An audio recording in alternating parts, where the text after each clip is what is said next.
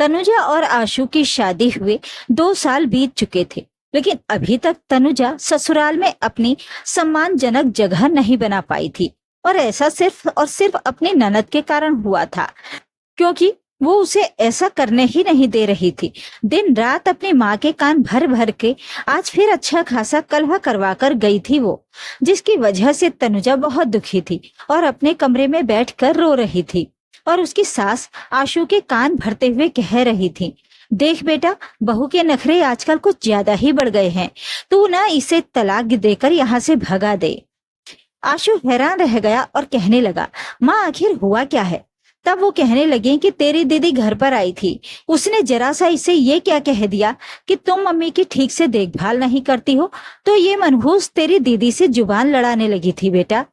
इसलिए मैंने फैसला कर लिया है कि तू इसे तलाक दे दे, मैं तेरी दूसरी शादी करवाऊंगी।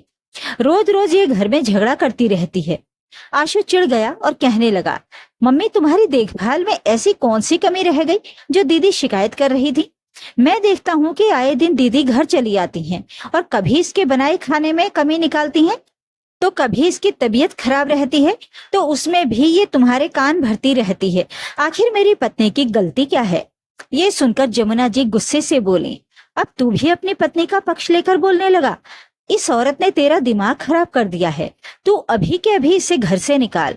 आशु कहने लगा, दीदी के बहकावे में आकर तुम पहले मेरी पत्नी की शिकायत मुझसे करती हो, फिर मैं अपनी पत्नी से सवाल जवाब करता हूँ। इस वजह से हमारे रिश्ते भी खराब हो रहे हैं, ये तुम्हें दिखाई नहीं देता? जमुना जी कहने लगी, अगर तेरे रिश्ते इतने खराब हो गए हैं तो तू बहू को तलाक दे क्यों नहीं देता है? इधर तनुजा कमरे में बैठी फूट फूट कर रो रही थी और साथ ही साथ आज उसके मन में बहुत गुस्सा भी आ चुका था और उसने भी अब कोई फैसला लेने की सोच ली थी। उसे समझ में नहीं आ रहा था कि आखिर उसकी गलती क्या है। शुरुआत से ही उसने सास के साथ प्यार भरा रिश्ता बनाने की कोशिश की थी, लेकिन ननद रोज ही मायके आकर मायके कान भरती रहती थी, तो धीरे धीरे सास बहू के रिश्ते में एक खटास पैदा हो गई थी। और अब सास भी दिन रात उसके पीछे पड़ी रहती थी और अपने बेटे के कान भरती रहती थी। आशु भी अक्सर अपनी पत्नी को चुप रहने के लिए ही समझाता रहता था, पर इन बिना वजह की परेशानियों से वो भी तंग आ गया था। ऑफिस से घर आकर 2 पल का सुकून नहीं मिलता था उसे, वो भी बिना किसी वजह के। उसकी बहन और उसके माँ की प्यारी बेटी के एक फालतू के लगाए गए झगड़े की वजह से, जिसे उसकी माँ तिल का ताड़ बना देती थी। इस तरह से तनुजा के दिल से पति के लिए भी सम्मान कम होता जा रहा था कि पति भी केवल गलत का ही साथ देता है। आशु भी देख रहा था कि अब पानी सर के ऊपर से गुजरने लगा है। तनुजा की ननद ने पहले सास बहू के रिश्ते खराब किए और अब पति पत्नी का रिश्ता भी टूटने की कगार पर था। फिर समझदारी का परिचय देते हुए आज उसने भी अपने मन को कड़ा किया और कहने लगा, माँ, बीवी को तलाक देकर घर से भगा तो दूंगा, लेकिन बहन के लिए तलाक देने जैसा कोई दूसरा ऑप्शन है क्या, जिससे कि बहन से भी हमेशा के लिए इस रिश्ते से छुटकारा हो जाए? जमुना जी गुस्से से गरजते हुए बोली, ये तू क्या बकवास कर रहा है? भला बहन से कोई रिश्ता तोड़ता है क्या? आशु व्यंग्य से हंसा और कहने लगा, तुम कह रही हो कि मेरी पत्नी ही सारे झगड़े की जड़ है, तो मैं उसे तलाक देकर हटा दूं, लेकिन तुम्हारी वो जो बेटी हर रोज मुंह उठाकर यहाँ चली आती है और बात बात में घर में झगड़ा करवाती रहती है, उसका मैं क्या करूं? मैं मान लेता हूँ कि चलो मेरी पत्नी की गलती है, मैं इससे तलाक ले लेता हूँ।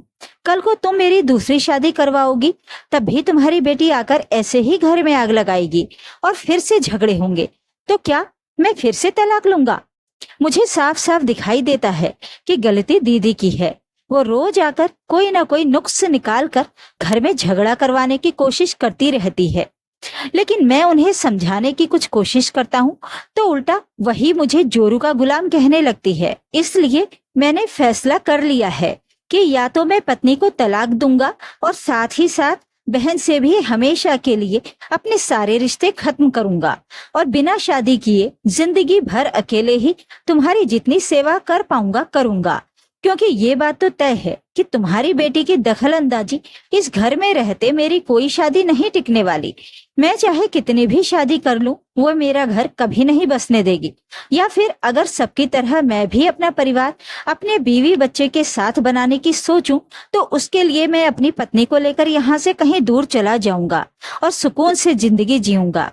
तुम्हें कभी भविष्य में मेरी जरूरत होगी तो मैं तुम्हारी देखभाल करने से पीछे नहीं हटूंगा, लेकिन सिर्फ मैं, मेरी बीवी और बच्चे नहीं।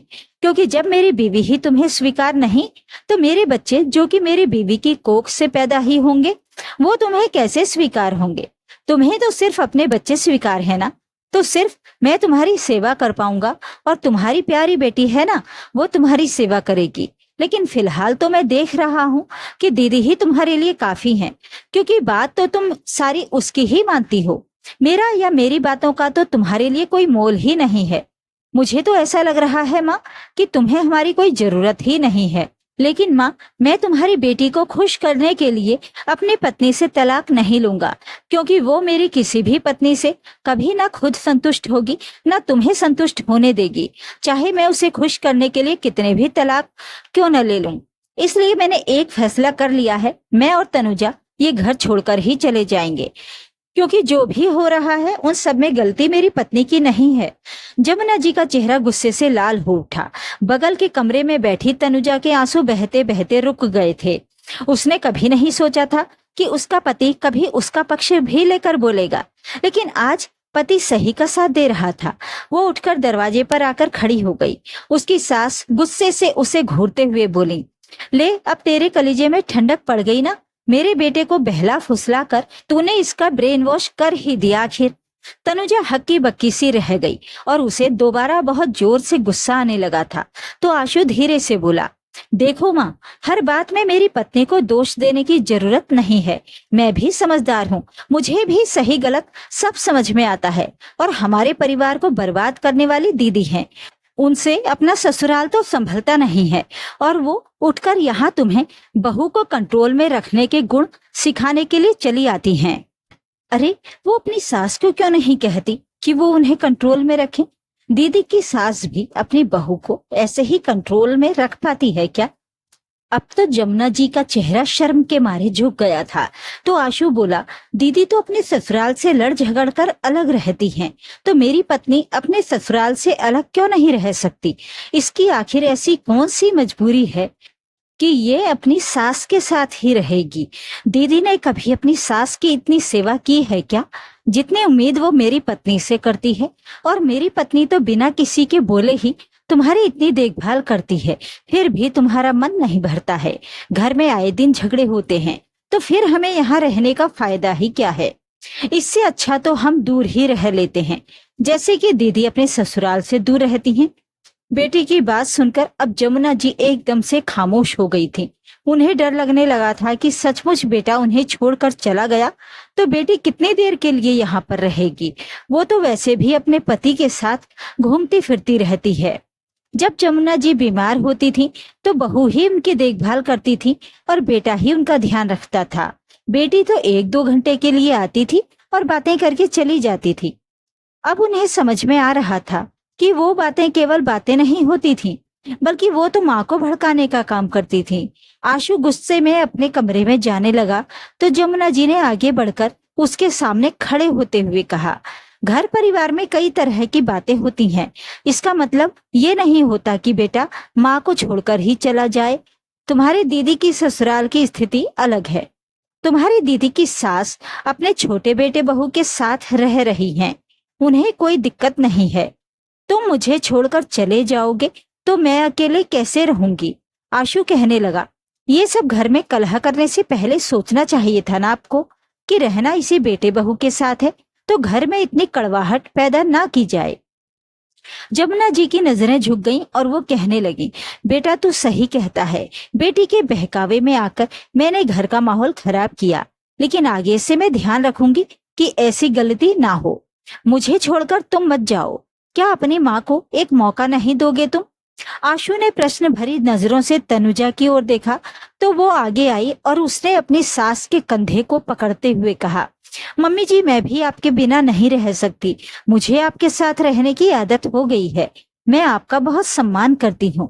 मुझे भी घर में किसी बड़े बुजुर्ग के साथ ही रहने की चाह है, क्योंकि बड़े बुजुर्ग हमें जीवन की सही राह दिखाते हैं। लेकिन अगर आप अपनी बेटी के भड़काने से मेरे साथ झगड़ा करेंगी तो मुझे कैसे अच्छा लगेगा।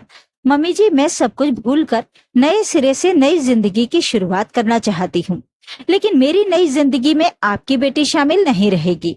आप अपनी जिंदगी में अपनी बेटी को जरूर रखें और मेरे पति की जिंदगी में वो कोई दखलंदाजी नहीं करेंगी और ना ही हमारे घर के किसी मामले में अपना दिमाग लगाएंगी। जमुना जी बोली, देख बहू, मुझसे गलती हुई है और मैं उसमें सुधार करूंगी, लेकिन तुम मुझे छोड़कर तो नहीं जाओगी। अचानक से ही सास के व्यवहार में इतना परिवर्तन आया था तो तनुजा का दिल भी पिघलने लगा था। उसने अपनी सास को गले से लगाकर कहा, नहीं मम्मी जी, मैं आपको छोड़कर नहीं जाऊंगी। अगले दिन फिर से उसकी ननद मायके आ धमकी। आते ही वो कहने लगी, अरे माँ, अभी तक घर की साफ सफाई नहीं हुई? भाभी दिन भर पलंग ही तोड़ती रहती हैं क्या?